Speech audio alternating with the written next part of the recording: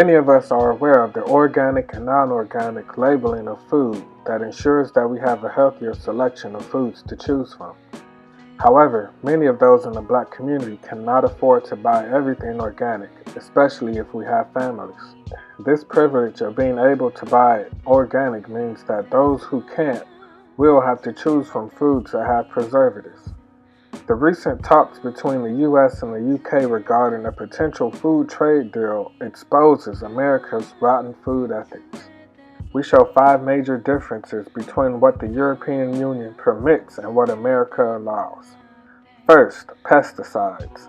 82 pesticides are banned in the European Union on health and environmental grounds, but not in the U.S. Among those 82 pesticides are permethrin. Permethrin is classified as a likely carcinogen and suspected endocrine disruptor. This decision was based on the structure of permethrin, what happens to it in the body, laboratory results that cause tumors in mice, and evidence of tumors in rats. Permethrin insect repellent is not only employed in agriculture but also forestry, household settings, and public health programs. It also affects neuron membranes by prolonging the activation of sodium. Second, GMO crops. No GMO crops are grown commercially in the UK, Scotland, Wales, and Northern Ireland. They all have effectively banned their cultivation. Currently, European Union states have the right to ban the import of genetically modified food. In the European Union, foods made using genetically modified ingredients must be clearly labeled as such,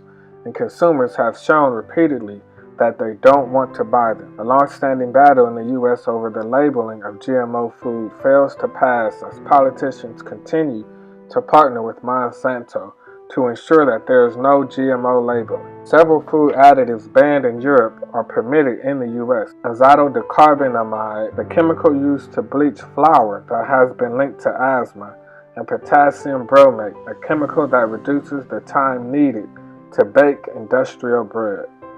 It has been associated with kidney, nervous system, and gastrointestinal disorders. Third, chlorine chicken. In the U.S., it's perfectly legal to wash butchered chicken in strongly chlorinated water and to spray pig carcasses with acetic acid. These practices aren't allowed in the European Union. There are also concerns that such washes would be used by less scrupulous meat processing plants to increase the shelf life of meat, making it appear fresher than it really is. Fourth, the European Union has a general ban on the use of synthetic hormones. In the U.S., synthetic hormones are considered safe, and intensively reared beef cattle and dairy cows are often implanted with them.